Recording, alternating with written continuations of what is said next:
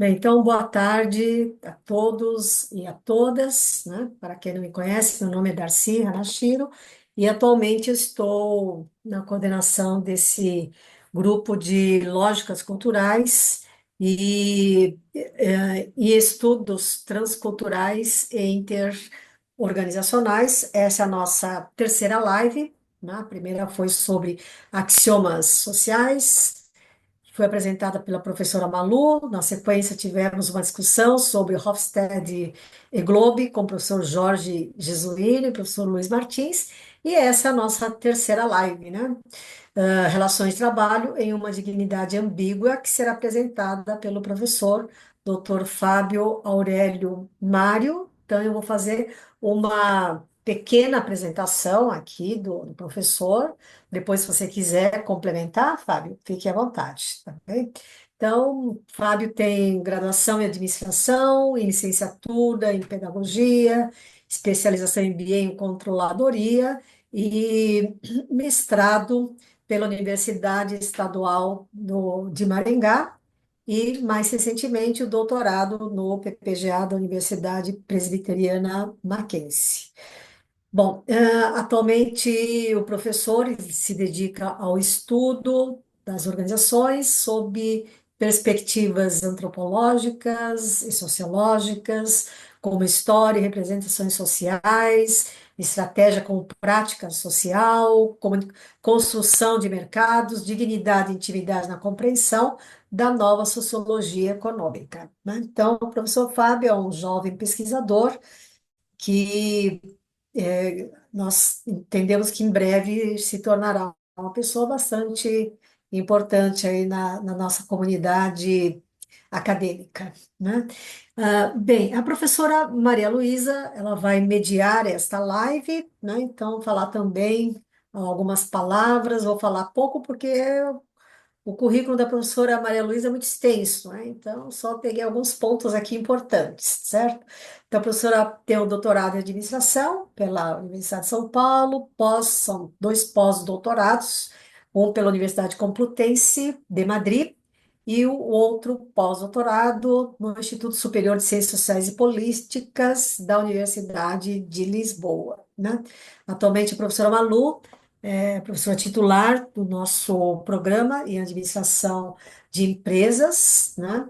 E também ela tem atuado como docente, mais recentemente, do mestrado profissional em comunicação intercultural nas organizações, também da Universidade Presbiteriana Mackenzie.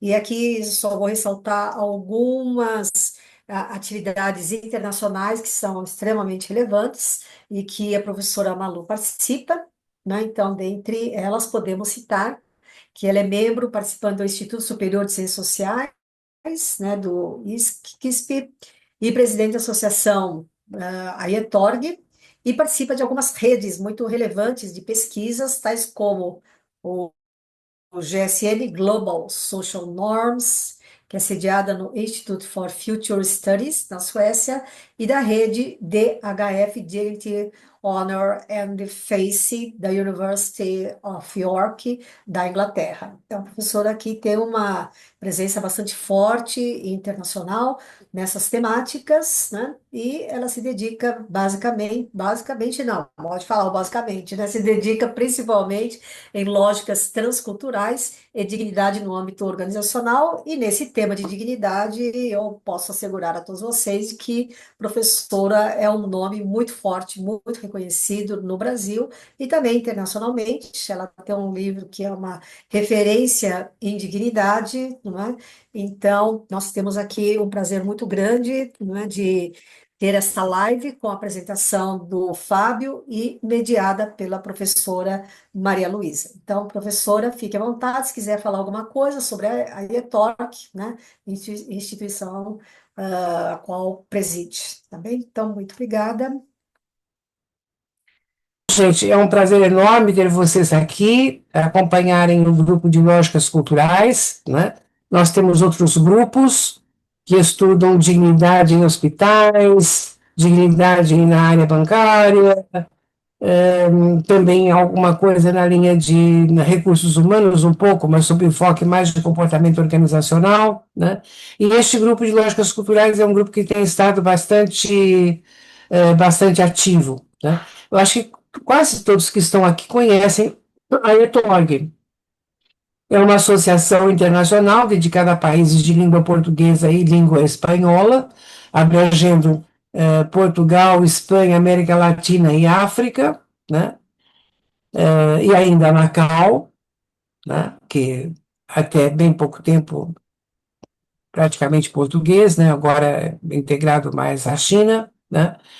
E o nosso papel é um papel de trazer conhecimento e reflexões para uma convivência mais harmoniosa entre os grupos e entre os povos. Então, todos os assuntos que cuidem desse aspecto, né, então eles estão inseridos dentro da ETORG.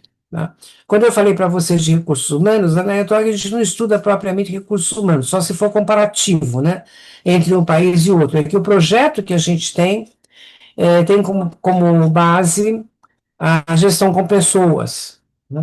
Então, aí, nesse sentido, tem uma certa conexão com recursos humanos. Mas então, gente, muito obrigado. Espero que vocês possam sofrer bastante dessa live, que traz um assunto muito interessante, que é a questão da dignidade ambígua. Tá? Obrigada, Darcy, pela oportunidade.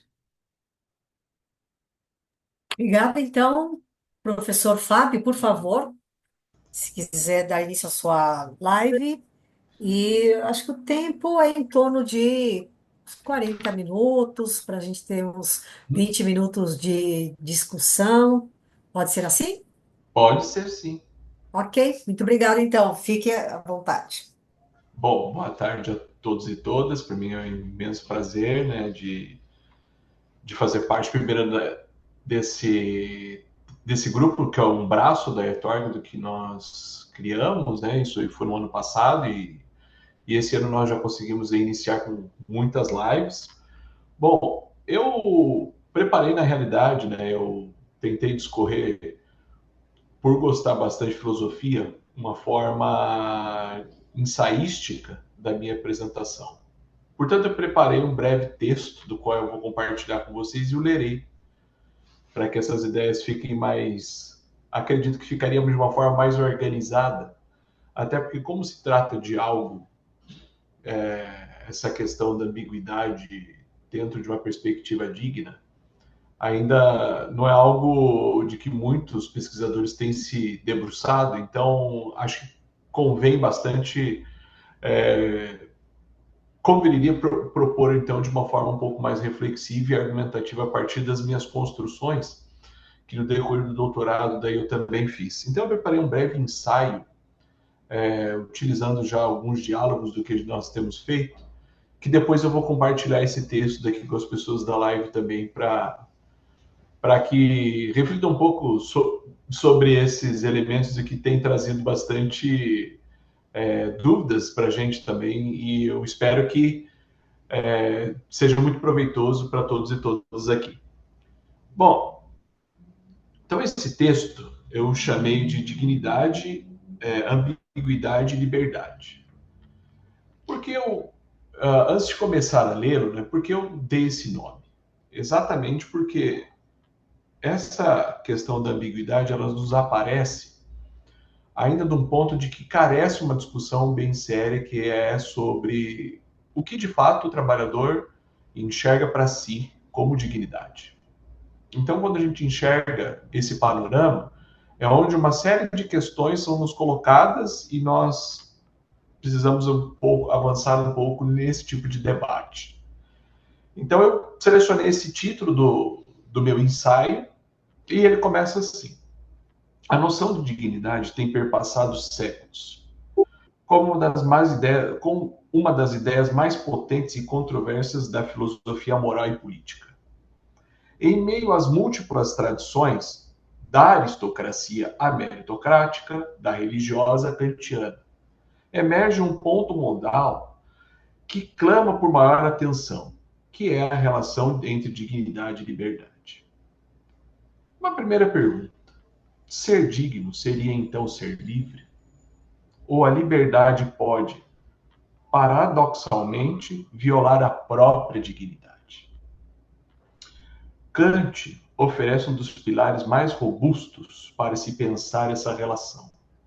Para ele, a dignidade é inalienável e está enraizada na capacidade humana de agir segundo leis morais autoimpostas, que é o que ele chama de autonomia. A liberdade, portanto, não é a simples ausência de coerção, mas a possibilidade de agir conforme princípios que poderiam ser universalizados. Nesse sentido, a dignidade está intrinsecamente conectada à liberdade. Mas não a liberdade arbitrária. Trata-se de uma liberdade orientada pela razão e pelo dever. Recentemente, nos alertou Matthias Ball, em 2017, no seu livro Dignity in the Workplace, que esse ideal kantiano entra em conflito quando se confronta com as realidades sociais e econômicas em que o indivíduo se encontra. Um trabalhador que, em situação de vulnerabilidade, aceita o emprego degradante, exerce em sua aparência sua liberdade, ele diz. Algumas questões, então, já é possível até elucidarmos. Ora, como a dignidade ancorada na autonomia, ou se ancorada em uma autonomia, como podemos considerar digna uma escolha feita sobre uma coação estrutural? Ao mesmo tempo, se impusermos limites externos à liberdade individual sob o pretexto de proteger a sua dignidade, não estaríamos nós caindo em uma forma paternalista de tutela moral, violando a autodeterminação do sujeito? Nesse ponto, eu digo até que sim. Se observarmos a dignidade enquanto uma perspectiva reducionista dela, ao qual acredito, quando caímos na noção de dignidade igual a direitos humanos. Essa ambivalência revela para a dignidade enquanto liberdade não pode ser pensada sem considerar também esses deveres. Para Kant, a liberdade sem dever degenera em capricho, enquanto o dever sem liberdade resulta em obediência cega. A dignidade surge da tensão entre esses dois polos, portanto, exigindo um sujeito capaz de refletir sobre as condições de sua ação e sobre os efeitos de escolha no tecido moral e social.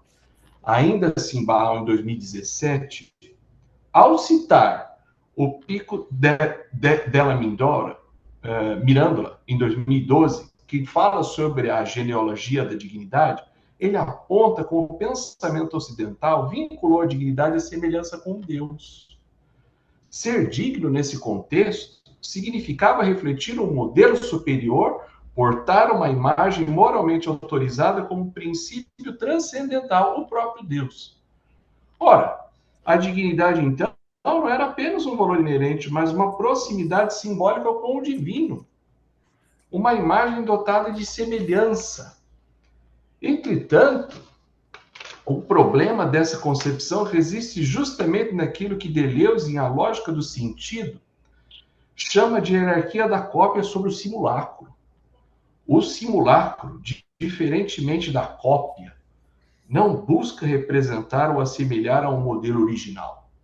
Ele emerge de uma diferença interna, de uma dissimetria constitutiva, e por isso perturba a ordem estabelecida. O simulacro não é nada além de uma cópia, mas assim um ovo outro. Essa lógica subverte a noção, portanto, de que a dignidade deve advir de uma semelhança com o arquétipo, seja Deus, a razão ou a moral imposta. Ora, se o homem é criado à semelhança de Deus, então por si ser digno é servir. E é neste ponto que o trabalho deixa de ser uma atividade vinculada à liberdade, mas uma ordem que se instrumentaliza. Bom, durante as nossas pesquisas, nos ambientes laborais nos quais nós investigamos, a dignidade é percebida por esses trabalhadores nessa região de fronteira, do qual nós intervimos, não apenas como um direito abstrato, mas como algo que se manifesta na experiência cotidiana de intimidade, confiança e reconhecimento. Durante o estudo, a intimidade, um dos elementos que consideramos, aparece como uma fonte simultânea de dignidade e violação.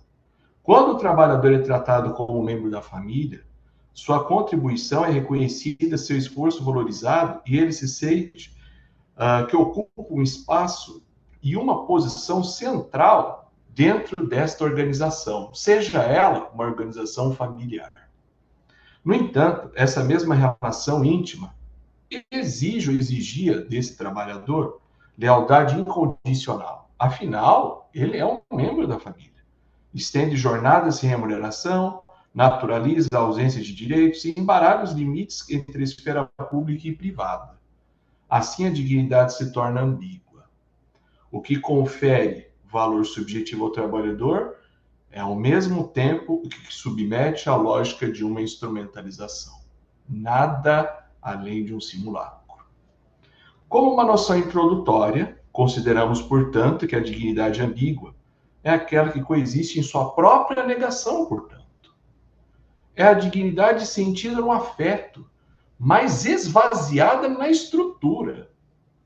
É a liberdade de pertencer, mas de não o de decidir. Nossos dados também nos revelaram que os trabalhadores transfronteiriços, esses sujeitos daqui, frequentemente reconhecem aspectos dignos com seus vínculos, como respeito interpessoal, ambiente colaborativo e o próprio reconhecimento, mesmo quando esses vínculos servem como mecanismos também de controle. O trabalhador, ao valorizar a relação com o empregador, muitas vezes aceita a ausência de formalização, salários injustos, excessos de demanda, como se a dignidade relacional pudesse compensar a indignidade institucional. Aqui se evidencia uma profunda distorção de liberdade. A escolha, coloco entre aspas, de permanecer em uma relação de trabalho exploratória, justificada pela confiança ou pela escassez de alternativas, não é uma escolha kantiana. Não resulta da autonomia moral, mas da coerção simbólica e material. A intimidade, obviamente, quando captura a subjetividade do trabalhador, produz um tipo de consentimento ambíguo, que legitima o desequilíbrio de poder sobre a aparência de reciprocidade. Para nós, o desafio não está apenas em garantir direitos formais, até porque isto é mais uma forma de suprimir aquilo que o sujeito também considera como digno. Obviamente, não defendemos que se submeter a trabalhos como os revelados nessa pesquisa, por um sentimento de gratidão e reconhecimento, é digno, claro que não. Mas não os considerar também é um erro. A construção desse conceito de dignidade ambígua, tendo a liberdade como fundamento, pode desvelar estruturas simbólicas que as mascaram, a dominação e como uma forma de afeto. Sendo essa dignidade, ainda que ambígua, aquela que reconhece a autonomia não como privilégio, mas como um direito inalienável à deliberação ética sobre a própria vida e o próprio trabalho. Bom, então esse breve ensaio do que eu fiz é para elucidar pontos do qual eu espero que a gente possa até construir aqui juntos, a respeito sobre essa questão dessa ambiguidade do que foi, do que ainda é muito, engatinha muito ainda para nós. Queria passar a palavra agora para a professora Malu, né, professora Darcy, que são as mediadoras.